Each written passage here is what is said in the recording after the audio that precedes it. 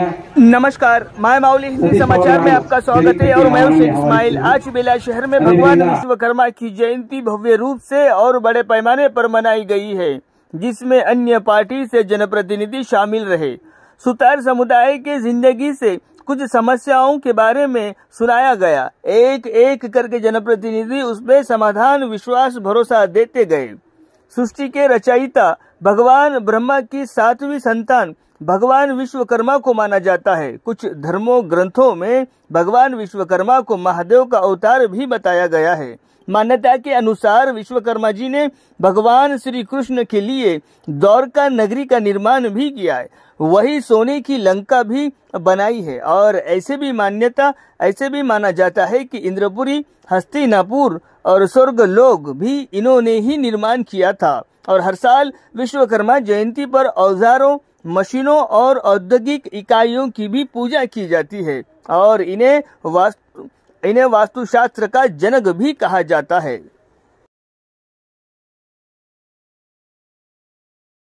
ओम यज्ञेन यज्ञ देवा धर्मानि प्रथमानासं तेनाजन मम सत्यं सत्यं समाय कामेश्वर राजं पार्वती राजं महाराजं आदिमध्यमे समंत पर्यंता ईशा सार्वतम आता प्रदा दुखे समुद्र पर्यंताय एक राज्य तुझा पैसे को बितवतो देवा सपासती आणि काय धर्मानि बापानि मंत्र बचन समर्पयामि। नमस्कार मोरी बोला विश्वकर्मा देवाची जय, बोला विश्वकर्मा देवाची जय, जय विश्वकर्मा, जय विश्वकर्मा।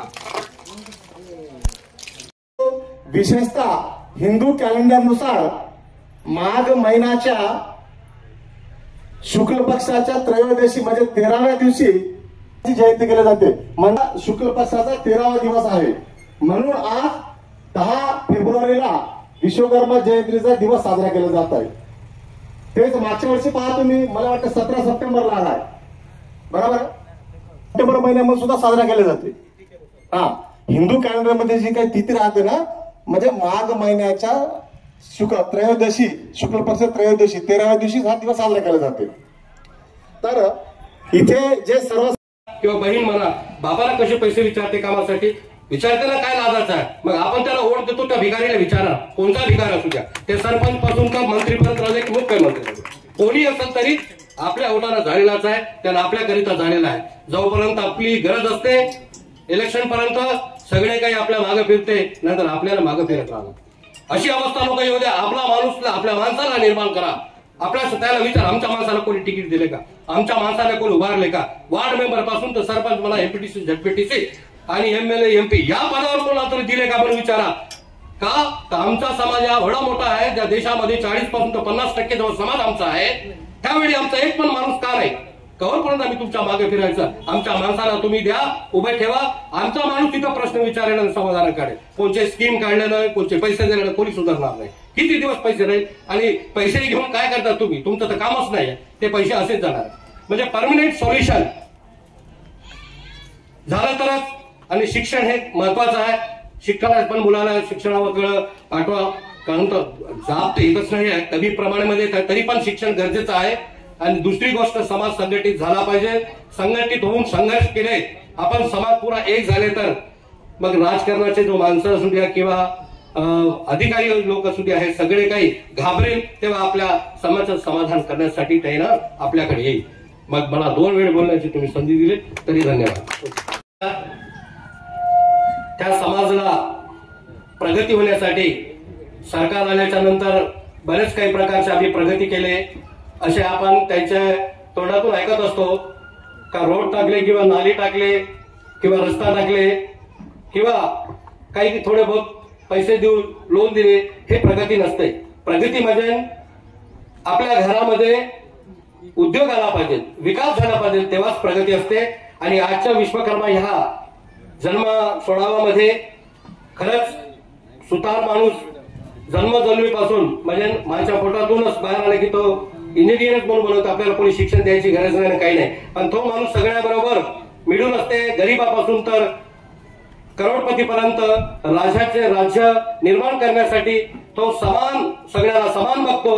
आणि खरं म्हणलं तर त्याला सगळ्याकडे समान बघतो, पण त्याच्याकडे आज बघणारे कोण नाही। त्याची दुरवस्था एवढी आहे की एक त्याचं निभणं म्हणजे खरंच मुश्किल आहे।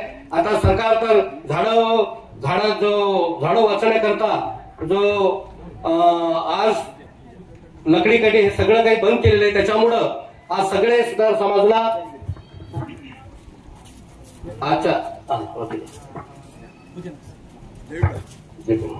तर आज खरंच बघलं तर आपला समाज सगळ्याकडं एक सारखा बघला आणि आज आपल्याकडं बघणारे कोणीच नाही. दौर्भाग्याची गोष्ट आहे. आणि समाज सुधारावा पाहिजे. आपल्याला आता लोन किंवा काम हे तर आपण काम तर जन्मापासूनच आपल्या लहान पोरं पहिल्यापासून इंजिनियरच आहे, त्यानं जन्मले की त्यांच्या हातामध्ये तुम्ही सुतार ते शकून काढण्याची शक्ती त्याच्यामध्ये असते. त्याची गरज नाही आपल्याला. आता गरज आहे आपल्याला.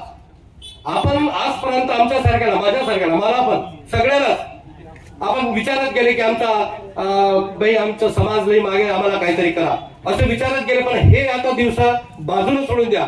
आता विचारायचं नाही. आता त्यांना विचारायचं नाही. आपला कोणीतरी या ग्रामपंचायत पासून तर मंडळ परिषद, जिल्हा परिषद आणि असेंब्लीमध्ये आणि देशाच्या पार्लमेंटमध्ये सुद्धा आपला माणूस उभारला पाहिजे. आपला माणूस तिथं असला पाहिजे. तेव्हाच आपली काय समस्या आहे गावापासून तर शहरापेक्षा जो माणसं आहे त्यांच्या घरामध्ये काय आहे, काय परिस्थिती आहे. आज बघलं तर याच्यामध्ये काय एका दुकानाला वावर शेती काही असेल, पण बाकीच्या लोकांना तर 1 एकर जमीन पण नाही. अशी दुरवस्था आहे. जीवन त्यांचं जसं जन्मले तसेच त्यांची परिस्थिती आहे. काही बदलाव नाही आहे. आता नोकऱ्या भेटते म्हणून काही गॅरंटी नाही आहे. नोकऱ्या नाही, पण आपल्याला आपला माणूस अगर राजकारणामध्ये येत असेल, आपण आपला प्रश्न सोडवण्यासाठी किंवा आपले जो दुरवस्थामध्ये आपला माणूस असेल तर आपला माणूस तिथं प्रश्न करू शकते. त्याच्यासाठी संघटित व्हा. बाबासाहेब आंबेडकरांनी सांगितले होते.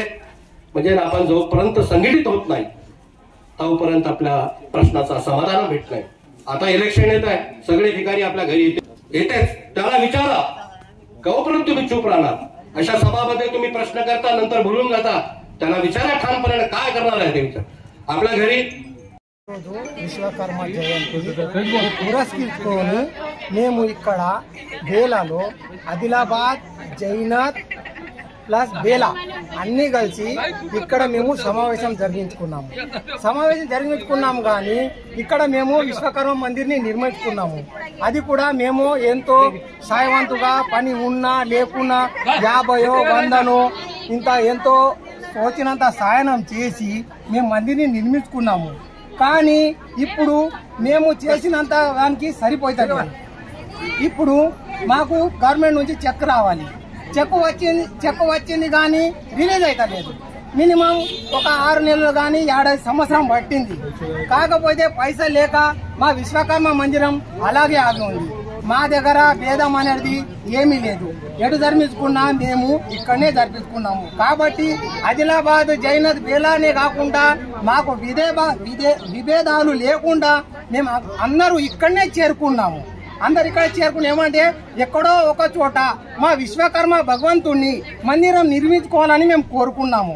కాబట్టి మేము ఎంతనో చేసినా కూడా సరిపోతలేదు.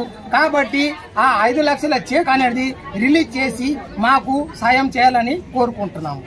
जय श्रीराम.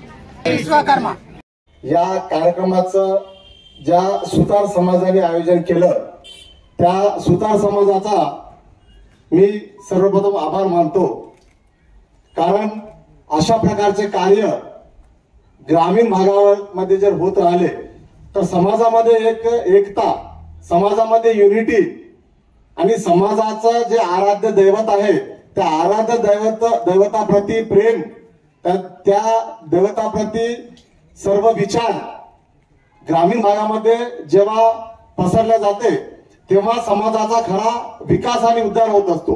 म्हणून या आयोजन समिती जे झाडे सुतार समाज मंडळ कमिटी आहे त्यांचं सर्वप्रथम आयोजन म्हणजे मी आभार मानतो. तसेच व्यासपीठावरील सर्वच पक्षाचे पदाधिकारी, या आयोजन कमिटीचे सर्व पदाधिकारी तसेच सर्व समाजातील समाज बांधव, महिला, पुरुष आणि युवक सुद्धा विश्वकर्मा जयंतीच्या हार्दिक शुभेच्छा.